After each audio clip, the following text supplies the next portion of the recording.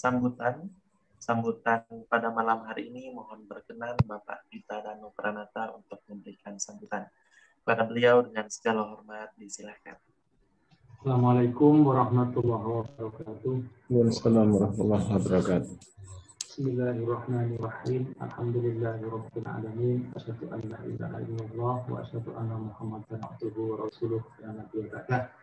Yang sama-sama kita hormati Ustaz Jiman yang akan memberikan pencerahan pada peserta Zoom pada malam hari ini.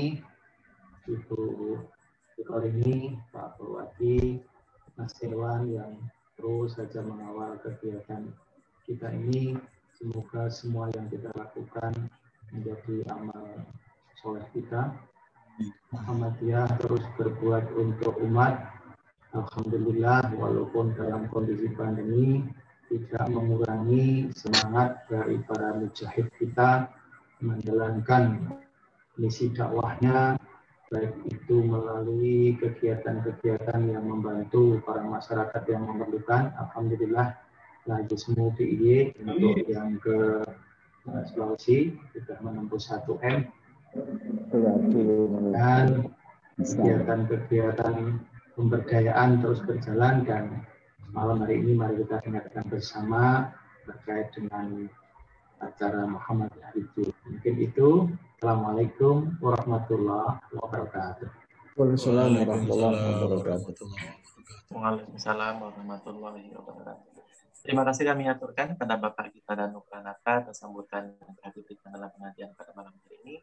Baik Bapak dan Ibu jamaah yang dirahmati Allah, untuk selanjutnya kita akan bersama-sama mendapatkan materi dengan tema sahabat dalam menghadapi cobaan hidup yang akan disampaikan oleh Bapak Dr. Andes Parjiman MAG.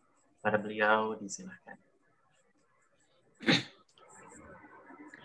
Assalamualaikum warahmatullahi wabarakatuh. Waalaikumsalam warahmatullahi wabarakatuh. Alhamdulillahirabbil alamin.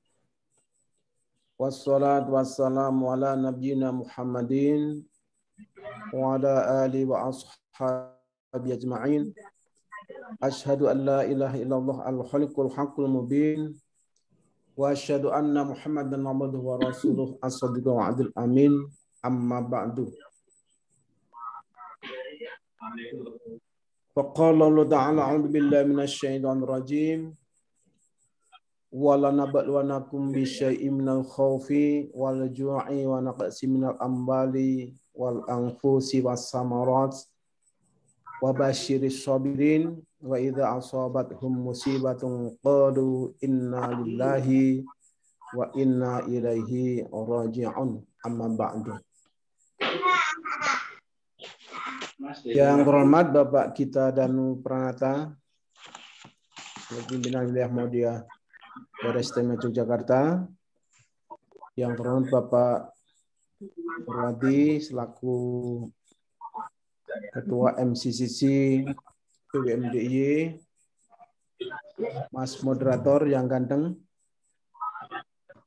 para Ibu, Bapak, dan juga semua peserta pesantren COVID Muhammadiyah sesi yang ke-170 yang sangat saya hormati dan yang Allah SWT. Marilah kita pertama-tama memberikan puji syukur kehadirat Allah SWT karena atas ridhonya, atas izinnya, atas barokahnya, sehingga pada malam hari ini kita bisa bersama-sama untuk saling nasihati wa tawassaw bil haqqi wa tawassaw bis sabr. Yang ini adalah merupakan bagian dari perintah Allah, dan apabila kita dengan terus-menerus melaksanakan saling nasihat demikian, insya Allah kita termasuk orang-orang yang tidak merugi. Pripun jenengan posisi? Bapak, Ibu-ibu, peserta dan semua jamaah pesantren COVID Muhammadiyah yang kami hormati. Pada malam hari ini saya mengambil tema yaitu sabar menerima cobaan hidup. Yang ini saya ambilkan spirit dari surat Al-Baqarah 155 sampai 157.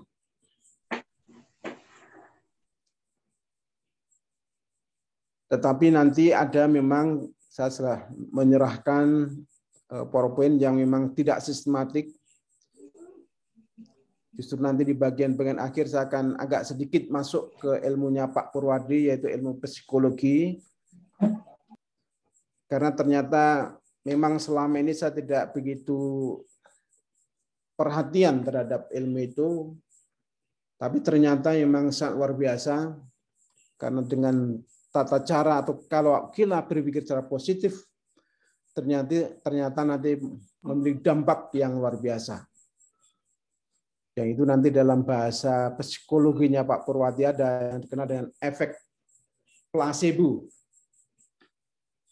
Ini justru dari istilah itu kalau kita temukan dalam berbagai kaidah-kaidah hadis atau hadis yang sudah sangat terkenal, tapi pada waktu itu saya kurang perhatian, tapi ternyata ada ilmunya dan memang sekarang yang dikembangkan kita adalah ilmu-ilmu yang katakan Islamic Studies yang melakukan integrasi dengan ilmu-ilmu yang lain.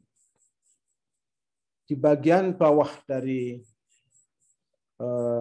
PowerPoint saya yang sangat sederhana ini, saya mengangkat hadis. Ini yang justru saya balik berangkat dari sinilah maka kita harus berprasangka positif. Yaitu hadis dari Abu Hurairah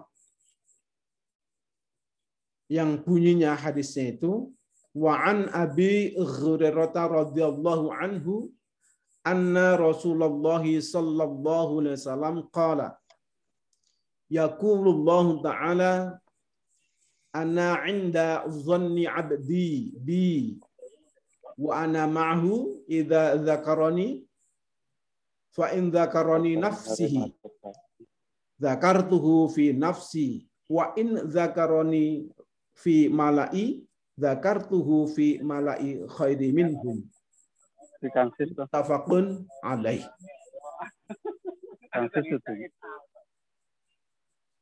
Yang artinya dari hadis itu dari Abu Hurairah radhiyallahu anhu, ia berkata bahwa Nabi sallallahu alaihi wasallam bersabda, Allah Ta'ala berfirman, aku sesuai persangkaan hambaku. Aku bersamanya ketika ia mengingatku. Jika ia mengingatku saat bersendirian, aku akan mengingatnya dalam diriku. Jika ia mengingatku di suatu kumpulan, aku akan mengingatnya di kumpulan yang lebih baik daripada itu, yaitu kumpulan malaikat. Ini hadis muttafaqun alaih. Maka ternyata yang harus kita bangun pada saat kondisi yang seperti saat ini, memang kita harus membangun prasangka positif, membangun optimisme. Karena ternyata kata Allah itu, karena itu adalah hadis qudsi, anna 'inda dhanni 'abdi. Jadi aku Allah itu sesuai dengan persangkaan hambaku. Berarti kalau kita yakin betul bahwa musibah hari ini adalah cobaan dari Allah untuk menguji sejauh mana keimanan kita pada Allah, insya Allah kita akan dapat manfaat dan hikmah yang luar biasa. Maka ini seiring dengan pikiran-pikiran dalam teorinya Pak Purwadi, dalam psikologi itu ada yang dikenal dengan efek placebo. Nah, kenapa kita selalu menyebut anak kita, mengatakan, anak kita pintar, dan ini didikan-didikan para sesepuh kita juga demikian. Ketika anak kita atau cucu kita sakit, dia tidak pernah mengatakan dia sakit. Tetapi dia baru belajar dan seterusnya itu. Dia baru, jadi kalau panas disebut apa, kalau baru katakan sakit diare anak kita atau cucu kita itu disebut, dia baru mundak akali dan seterusnya, itu adalah cara-cara membangun pikiran yang positif, dan ternyata demikian itu akan punya pengaruh yang luar biasa. Maka dalam pengertian efek placebo, ini mohon maaf Pak Bur kalau nanti, tapi saya akan banyak belajar juga dari ilmu psikologi, karena saya juga pernah bertanya Pak Pur ini bagaimana Pak tentang hantu dan seterusnya, ternyata dalam teori psikologi ada istilah skizofrenia dan seterusnya itu. Ini sangat luar biasa. Oh, ternyata sebenarnya itu bisikan-bisikan itu adalah yaitu yang dikenal dengan ya ada kelainan dalam saraf kita sehingga kita perasaan kita merasa takut atau merasa dan seterusnya itu adalah gangguan-gangguan psikologis. Maka dalam teori tentang efek placebo itu, ini saya baca saja di presentasi di bagian bawah malam itu. Efek placebo bukanlah istilah baru dalam dunia kedokteran. Placebo adalah berbagai bentuk perawatan yang terlihat seperti terapi medis asli, tetapi nyatanya tidak menggunakan bahan aktif yang terbukti mengobati penyakit tersebut. Terapi placebo bisa berupa pil, suntikan, atau jenis perawatan lain. Sebenarnya ini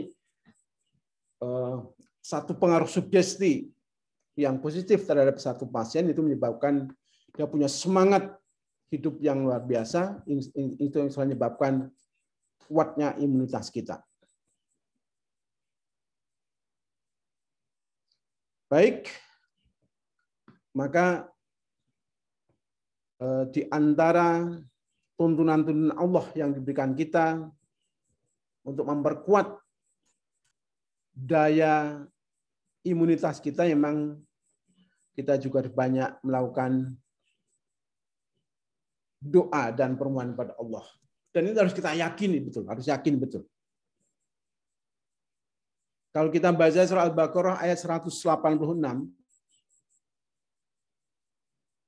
Allah berfirman, A'udzubillahi minasyaitonir rajim. Fa'idza salaka ibadi anni fa inni qarib.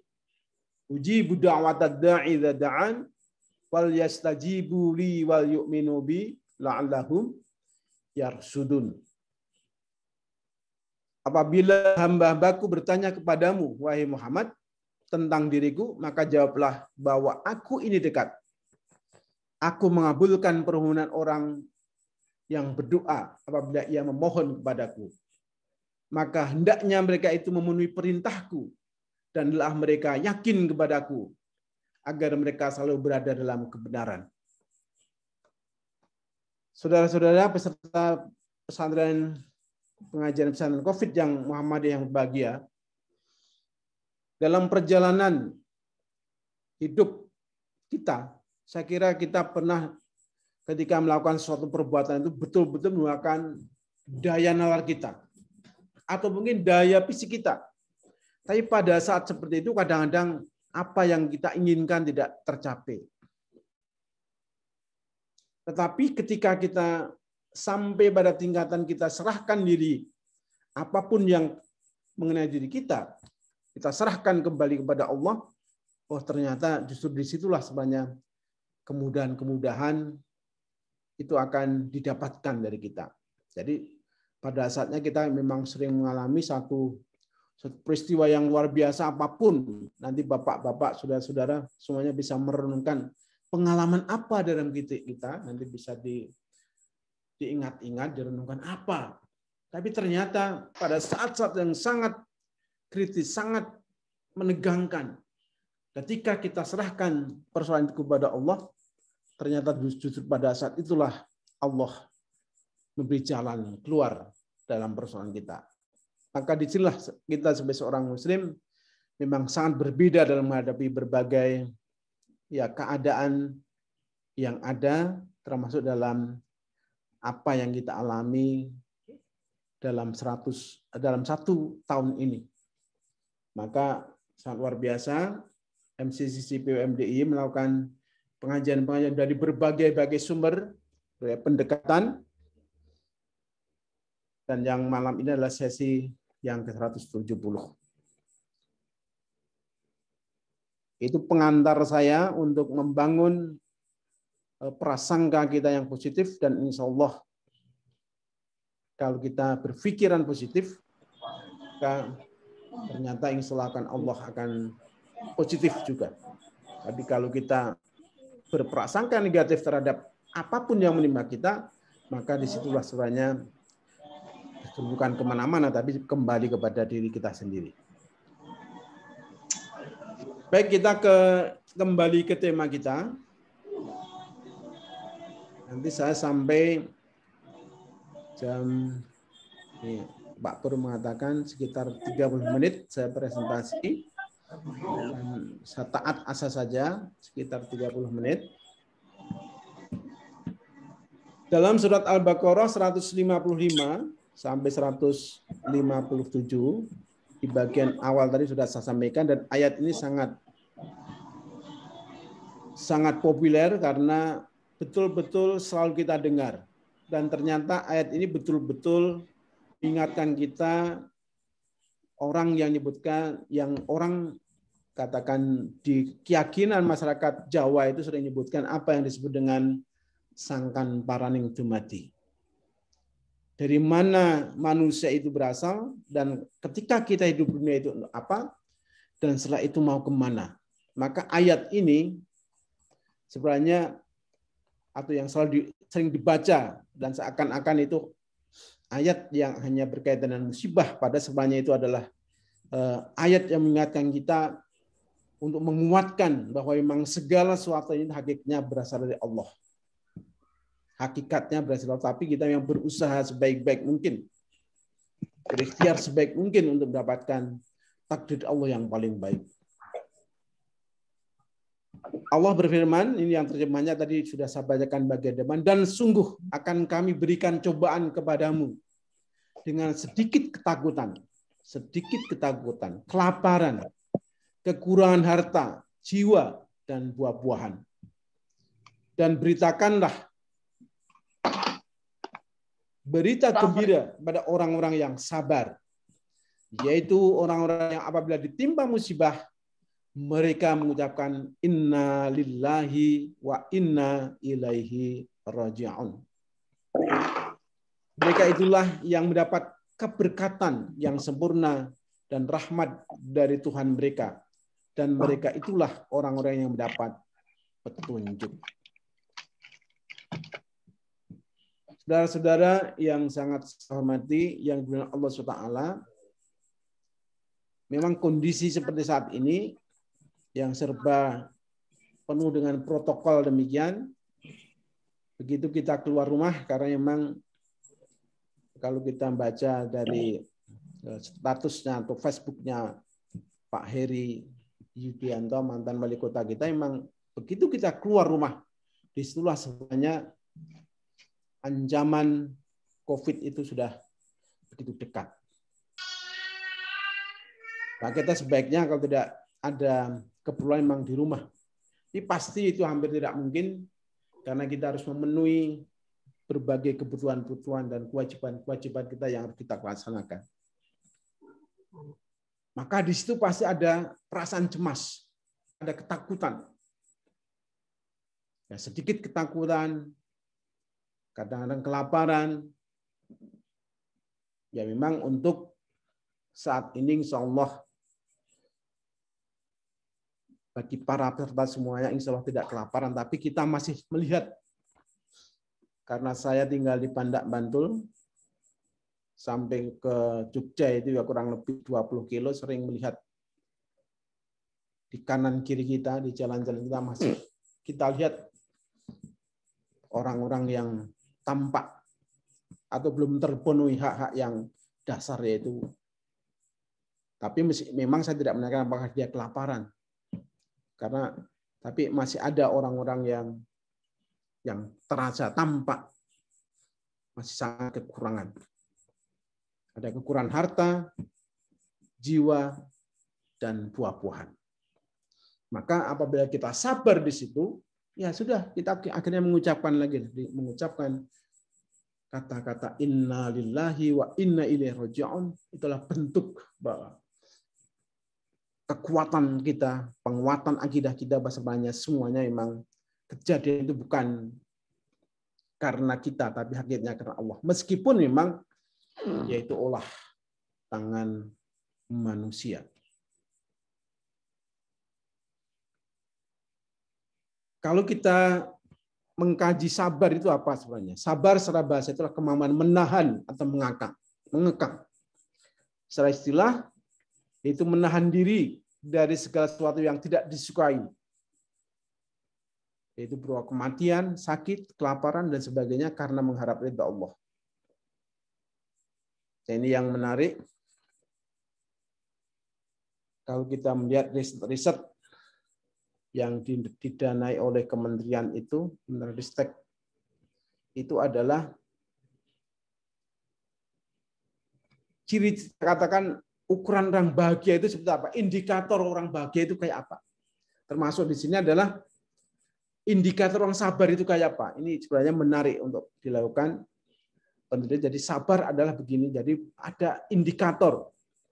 Ya ini sekarang baru tren, konon yang paling menarik. Ini informasi dari PPM-nya UAD mengatakan bahwa penelitian yang menarik ada penelitian sosial, tetapi yang bisa dikuantifikasi. Nah kita katakan orang-orang yang belajar agama atau mempelajari agama Islamic Studies itu sering mengatakan mari kita sabar, mari kita menjadi orang yang jujur. Tapi ukuran jujur, ukuran sabar itu apa? Oh, sabar 1, 2, 3, misalnya begitu. Nanti bisa dikembangkan ini Pak Pur untuk sebenarnya sabar itu apa? Karena memang di situ secara istilah adalah kemampuan kita untuk menahan diri dari segala sesuatu yang tidak disukai. Apa yang tidak disukai adalah di situ adalah ada kematian, sakit, kelaparan, dan seterusnya.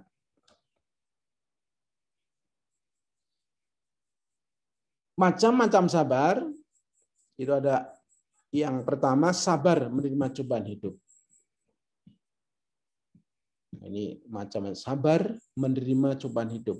Jadi tadi kemampuan untuk menahan dan mengekang, karena sebenarnya memang potensi dalam diri kita itu kan ya terutama yang masih muda-muda itu memang sering katakan meledak-ledak.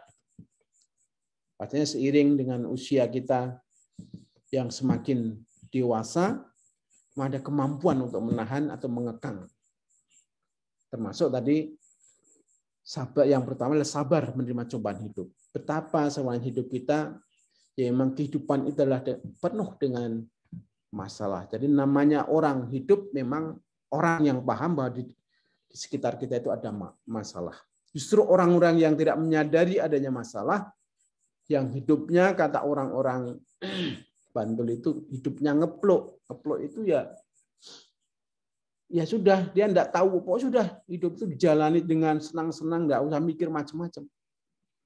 Ya itu kan sebenarnya hidup di alam fata morgana bagi dia. Maka sebenarnya yang pertama kalau kita sabar menerima cobaan hidup, sebenarnya dalam kehidupan kita, hari-hari kita yang penuh dengan cobaan itu. Kesadaran adanya cobaan-cobaan itulah sebenarnya itu bagian dari kehidupan kita. Sebab ada orang yang sebenarnya banyak masalah, tapi justru dia yang ngeplok atau lari dari masalah dengan berbagai cara. Ya termasuk lari ke ya macam-macam. Ke minuman, macam-macam, narkoba dan seterusnya itu adalah karena tidak tahan atau ingin melarikan diri dari cobaan hidup yang kita alami. Yang kedua, sabar dari keinginan hawa nafsu. Betapa nafsu adalah termasuk anugerah atau hidayah yang diberikan Allah pada kita. Ada nafsu lapar, nafsu tertarik pada lawan jenis, nafsu yang macam itu adalah sebenarnya itu bagian dari anugerah. Tetapi kita harus mampu atau sabar untuk memenuhi segala hawa nafsu itu. Sebab kalau semua harus kita penuhi dengan tanpa mengikuti aturan-aturan hukum Allah, hukumnya pemerintah maupun hukum ya masyarakat di situ, adat yang berkembang di masyarakat. Nah, di situ kita akan ya tadi kita akan mendapat satu masalah.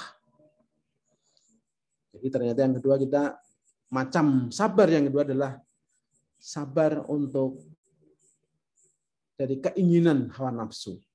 Jadi hawa nafsu itu memang dalam Islam tidak dibunuh, tetapi diatur. Ya, hawa nafsu adalah ibarat kuda. Nah, kuda itu kita manfaatkan sebaik-baiknya, bisa menarik gerobak, menarik andong dan seterusnya itu. Tapi kalau kita biarkan kuda itu lepas tanpa ada kekangnya, dia akan lari ke sana kemari dan merusak di sekitarnya. Yang ketiga, sabar dan taat kepada Allah. Nah, dalam taat kepada Allah ini, ya memang bagi kita yang sudah sangat terbiasa taat pada Allah, itu tidak ada masalah. Tapi betapa masih banyak di antara orang-orang di sekitar kita yang belum bisa taat kepada Allah. Nah, dalam situasi sekarang ini, sering terjadi satu diskusi. Loh, katanya taat kepada Allah, tetapi kenapa kok tidak datang ke masjid untuk sholat berjamaah?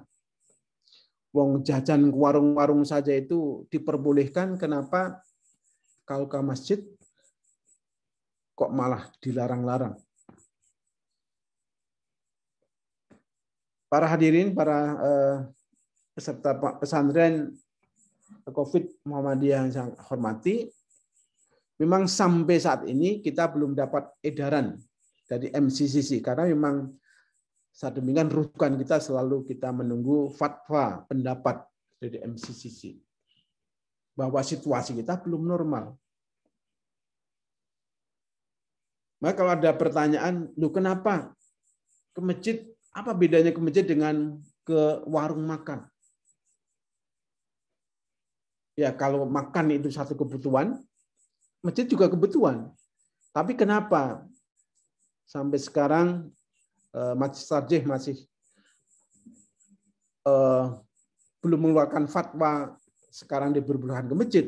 Karena memang jawaban kita yang sederhana adalah, ya karena kalau di masjid itu kan memang ketika kita sujud, itu bagaimanapun tubuh anggota kita, badan kita, terutama katakan mulut, hidung, dan sebagainya itu kan pasti akan sujud. Dan di situ ada lantai, ada macam-macam. Nah, disitulah sebenarnya peluang-peluang yang paling kita tidak bisa memastikan bahwa tempat itu adalah bersih dari berbagai macam kuman dan seterusnya itu. Jadi untuk sementara para bapak, ibu-ibu, para jamaah, kalau ada pertanyaan kenapa? Ini sebab saat juga ditanya, Pak, kenapa kok di masjid ini kok malah secara beramai-ramai, setelah terus kita belum diperbolehkan dan harus jaga jarak. Sementara di warung itu kan dibiarkan itu. Nah, itu jawaban sementara kita. Kalau di warung, insya Allah tidak ada orang yang yang katakan hidungnya, mulutnya itu bersentuhan dengan lantai-lantai dan seterusnya. Tetapi di masjid ini yang kita agak susah untuk memastikan bahwa semua jamaah kita memang taat pada protokol kesehatan. Yang keempat, sabar dalam berdakwah. Wah, ini dalam berdakwah atau kita mengajak saudara-saudara kita untuk taat pada Allah, taat pada perintah-perintah Allah dan menjauhi larangannya, ini memang cukup harus penuh dengan kesabaran. Maka Allah berfirman, "Ud'u ila sabili rabbika bil hikmati wal mau'izatil hasanati wajadilhum billati hiya ahsan." Dalam berdakwah ada lapis-lapis masyarakat. Masyarakat mana kita harus mengetahui petanya. Rasulullah pun juga mengatakan khotibun nas ala qadri uqulihim. Kita dalam berkata-kata mengajak pada manusia itu dengan sesuai dengan kadar kemampuannya. Nah, kadar masyarakat kita di negeri kita, di Jogja, di Indonesia ini sangat beragam. Ada tingkat pemahaman keagamaannya, sosial, budaya, ekonomi, pendidikan, dan macam-macam, sangat bervariatif. Maka disitulah kita harus melakukan dakwah secara dengan sabar dalam mengajak. Sebab kalau kita tidak bersabar, wah, nanti yang ada bukan dakwah lagi, tapi justru malah memunculkan kebencian kepada kita. Yang selanjutnya, sabar dalam perang.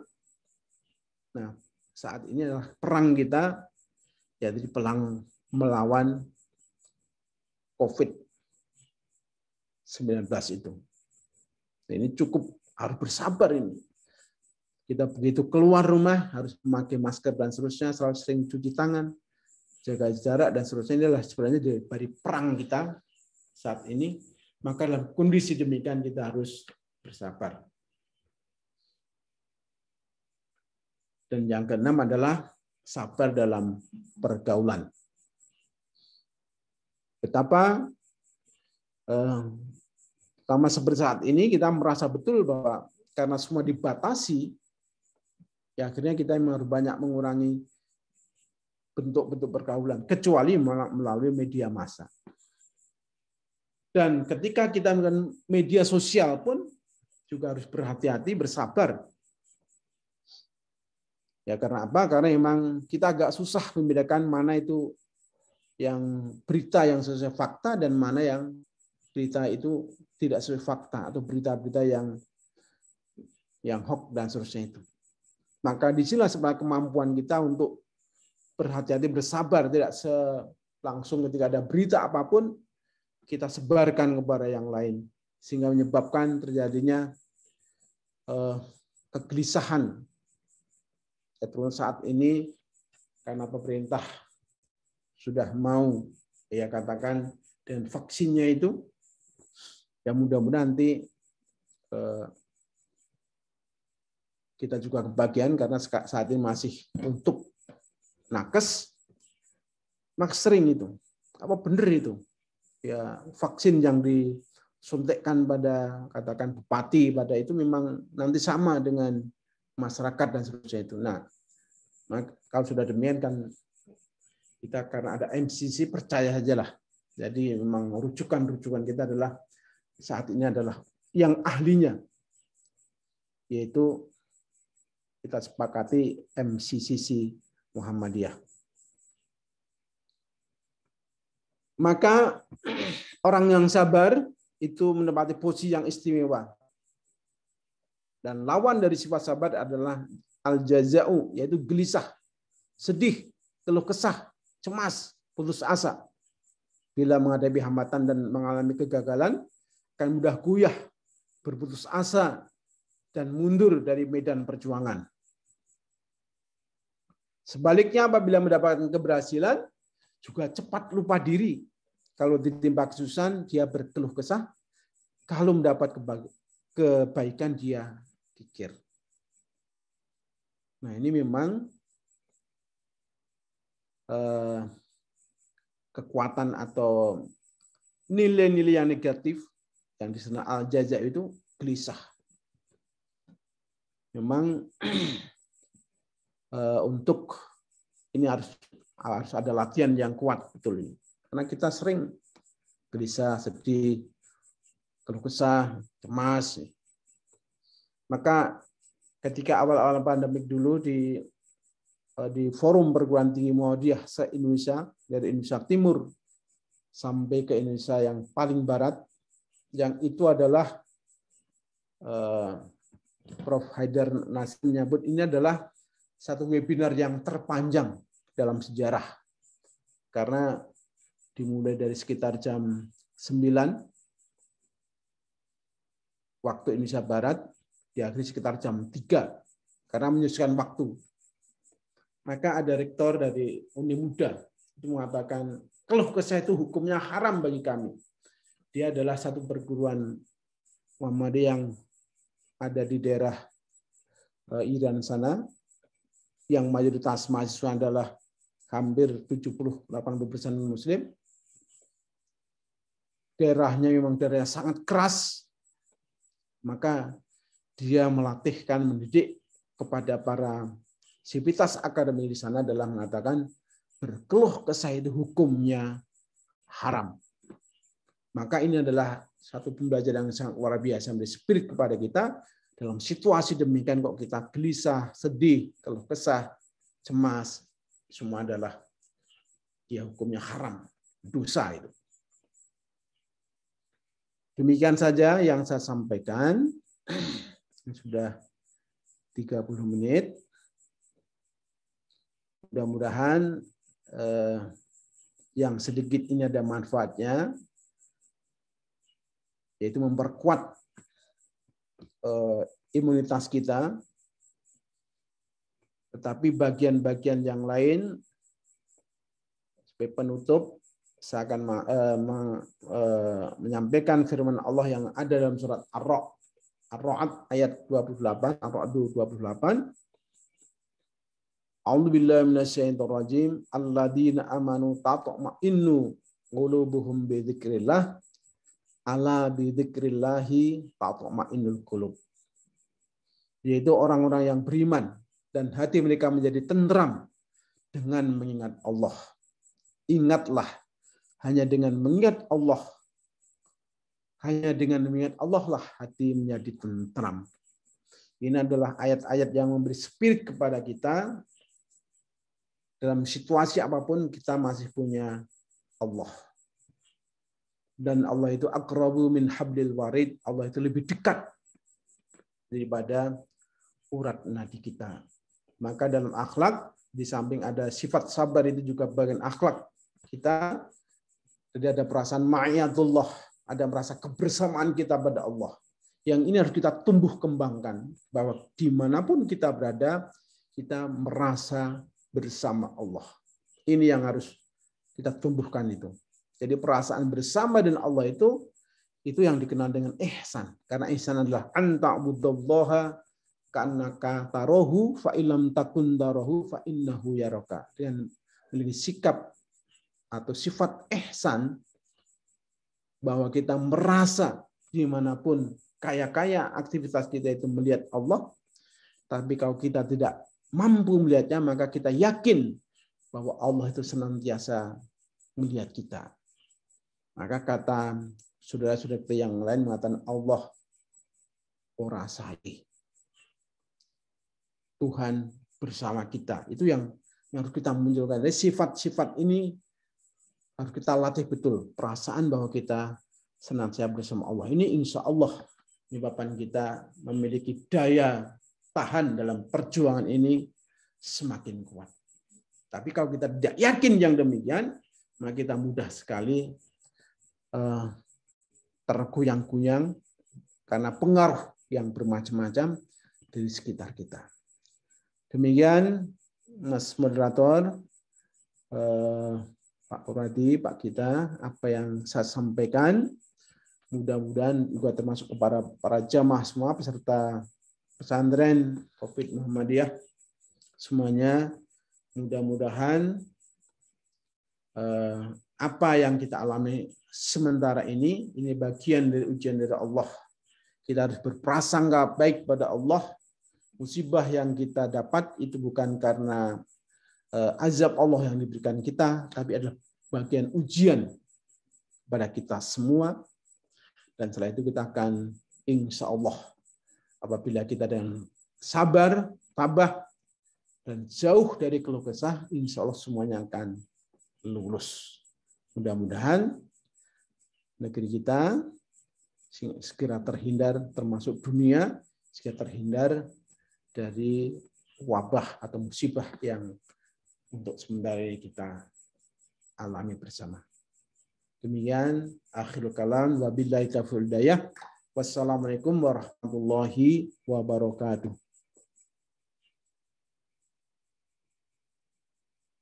Waalaikumsalam warahmatullahi wabarakatuh. Mas Irwan. Sementara saya gantikan dulu Mas Irwan.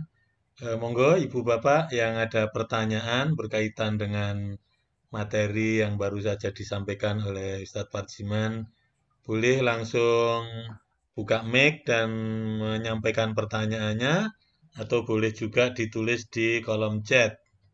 Monggo dipersilahkan pada ibu bapak semuanya.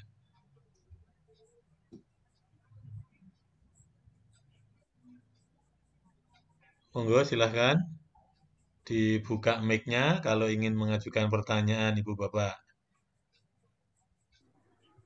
Mau tanya Pak Ustadz Rajman, Monggo, monggo, monggo Pak. selain musibah sekarang ini kita itu menghadapi media informasi yang macam-macam, kadangkala tidak sesuai apa yang dalam keyakinan kita. Itu sebaiknya kita diamkan atau kita jawab seperti keyakinan yang kita anggap benar, artinya berbantah-bantahan, atau bagaimana. Apalagi kalau yang mengirim itu lebih senior, kebanyakan mereka sekarang itu yang kadang aneh-aneh, termasuk menghadapi ujian pandemi COVID ini juga. Saya kira kemarin sudah beres 2 hari yang lalu saja masih dikirimin video mendapat informasi bahwa Saudi belum membuka untuk ibadah ini sampai wah, kalau sampai ada orang kok menghambat mau ke tanah suci itu nanti dilaknat bagian senior yang berpegang. Saya yang kita kan punya target. Report tak ini sebanyak itu sering, apalagi kalau Japri. Kalau tidak saya jawab itu kok diam gitu. Maturun. Oke Ustaz. Iya maturun Pak. Dan memang dalam dalam kondisi musibah demikian yang banyak ya berita-berita yang bermacam-macam, termasuk yang memang kadang-kadang bertentangan dengan keyakinan atau katakan ilmu pengetahuan kita. Maka gini untuk menjawabnya. Jadi kita sering, terutama di dunia akademik, saya kira juga di dunia kiai, dunia ustadz, mungkin juga dunia ustadz, dunia kiai, pesantren juga mungkin sama, bahwa memang orang-orang yang memang katakan pendidikannya itu katakan sudah ya mungkin S2, S3 dan seterusnya itu merasa gitu, atau perasaan atau kita melihatnya mungkin dianggap dia itu tahu semua hal. Padahal kalau kita menyadari ini kaitannya dengan ketawaduan kita dalam keilmuan itu sebenarnya ilmu kita itu sangat terbatas. Maka keterbatasan ini yang kadang-kadang ya terkadang-kadang menyebabkan bagi orang yang tidak menyadari dikira kalau sudah pendidikannya itu sangat tinggi itu dianggap semua ilmu itu tahu. Ya termasuk juga masalah-masalah yang berkaitan katakanlah kenapa Arab Saudi sampai sekarang ini belum buka, bahkan diperkirakan kalau sampai sekarang ini belum tanda-tanda COVID belum menurun ya kayaknya nanti Ramadan ya seperti Ramadan yang kemarin ibadah haji ya juga kemungkinan masih seperti kemarin karena sampai sekarang kok belum ada tanda-tanda meredah padahal haji itu kan sekitar bulan-bulan Juni nanti puasa kita sekitar awal April dan seterusnya itu April, Mei, Juni dan April itu kan ya maka kita harus menyadari betul bahwa memang ilmu kita itu sangat sangat terbatas sebenarnya. Ya Pak Pur ahli dalam bidang psikologi dan psikologi pun saya kira banyak macamnya. Kalau Pak kita ini kan di bidang ekonomi pun saya kira juga bermacam-macam. Nah seperti saya dalam bidang agama pun, ternyata agama itu juga bermacam-macam. Ada yang menekuni bidang syariahnya, menekuni bidang usuluddin, akidahnya, dalam bidang bahasa Arabnya dan seterusnya itu. Kalau kita menjadi demikian, nah kalau ada berita-berita terus bagaimana? Maka sebenarnya media sosial kalau memang itu adalah pasar bebas, kadang-kadang kita bagi yang menge-share itu kadang-kadang dia karena merasa punya otoritas, otoritas dalam hal yang bagi saya sebenarnya otoritas yang tidak sebenarnya. Ya mungkin pendidikan sudah tinggi. Kenapa? Maka kenapa di dalam media sosial itu kadang-kadang, kok itu yang ngomong itu ahli-ahli, yang nge-share ahli-ahli. Ya ahli itu dalam bidang apanya dia. Maka seperti contoh ini bukan dalam bidang media. Pak Pur mungkin pernah mendengar dari cerita saya, ada seorang profesor di background-nya itu agama. Itu dia cerita bahwa ketika dia punya uang itu, uang yang warnanya merah itu harus selalu ditaruh di dalam Al-Quran. Kalau tidak ditaruh di dalam Al-Quran, uang itu selalu hilang. Nah ini karena dia seorang profesor, tapi harus kita cek, pasti dia bukan profesor dalam bidang akidah. Jadi dalam studi agama saja itu terjadi macam-macam. Maka ketika kita melihat fenomena seperti ini, kalau di media, dan memang media sosial itu agak susah. Jadi memang inilah yang sering terjadi, miss ketika kita hanya berdialog lewat WA dan seterusnya itu. Karena sering apa yang kita pikirkan dengan kata-kata yang muncul itu sering berbeda. Ini justru dari situlah kadang-kadang terjadi bantah-bantahan yang tidak ini. Bahkan kita sesama yang tiap hari sering ketemu saja, begitu lewat WA itu sering tafsirnya beda. Maka ya memang kalau ada berita-berita seperti itu yang tadi berbantah memang harus kita jelaskan. Tapi memang lebih bagus yang upaya tidak ini ya bisa kita calling saja. Sebab kalau kita lewatnya WA itu sering terjadi. Itu Pak Ustadz Pak Danu. Jadi ketika kita melihat berbagai media atau informasi yang sangat luar biasa demikian, yang kita harus bersifat korektif, bersifat cerdas untuk ini. Tetapi memang kita jelas belum sampai ke sana karena daya literasi kita memang masih relatif belum merata, sehingga ketika ada berita-berita demi itu, wah ini kan yang ngomong kan seorang ahli. Ya ahlinya itu ahli apa? Kita sering dia kan itu sering di forum-forum, grup-grup, mungkin grupnya profesor pun juga, saya belum profesor, tetapi cerita-cerita mereka itu juga di dalam grup profesor ada yang demikian. Maka akhirnya harus kita kembalikan keahlian kita itu di mana, dan ketika kita punya keahlian itu sangat-sangat terbatas. Jadi ilmu-ilmu kita betul-betul terbatas.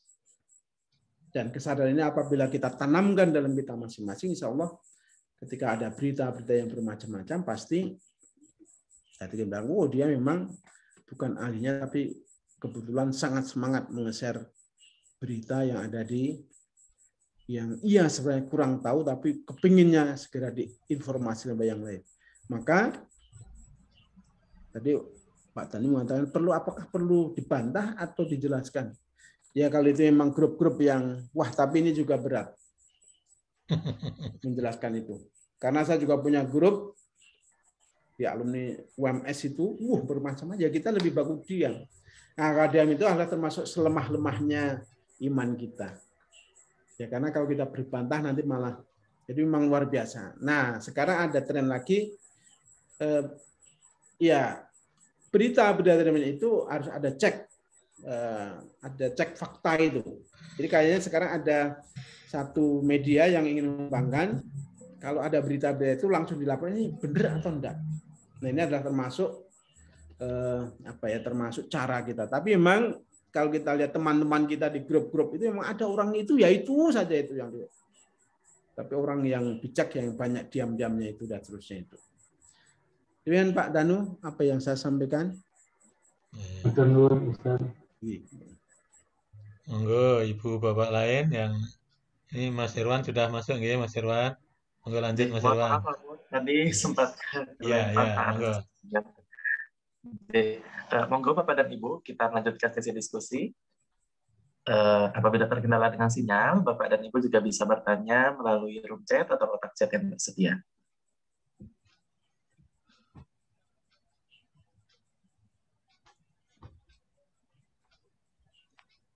Sekali lagi, Kami persilahkan Bapak dan Ibu yang ingin berdiskusi. Monggo. Ini ada dari room chat dulu. Oh, Nji.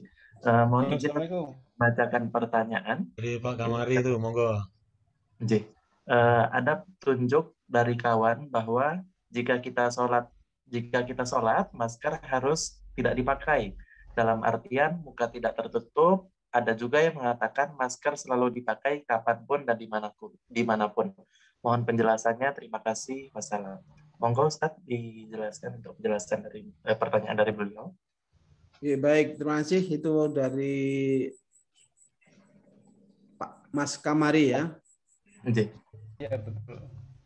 Memang kalau kita kembali pada aslinya, asli perintahnya itu, ya ketika kita sholat memang wajah kita harus ya tidak boleh ditutup, aslinya kan begitu.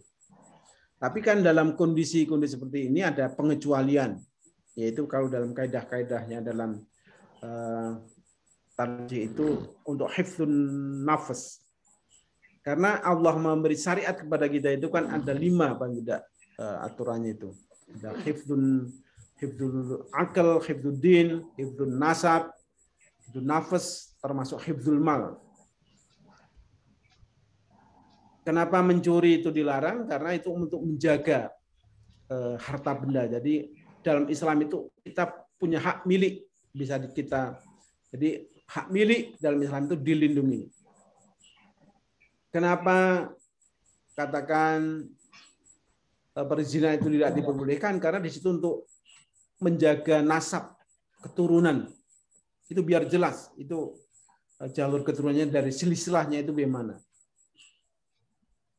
Ada hifdzul akal. Kenapa khamr dan seterusnya itu tidak diperbolehkan? Karena dengan akal khamr dan seterusnya akan merusak akal pikiran kita, padahal kerusakan dari akal pikiran itulah penyebab kejahatan-kejahatan yang lain. Nah, termasuk ada hifdzun nafas untuk menjaga jiwa kita. Dalam situasi demikian itu, maka ya memang kita akhirnya memakai masker itu sebenarnya bukan hanya sunat, tapi wajib sekarang ini dalam kondisi seperti ini untuk menjaga kesehatan kita, termasuk dalam sholat. Memang kalau kita memahami teks, ya, teks ayat atau teks hadis itu secara teks apa adanya, memang ya harus begitu.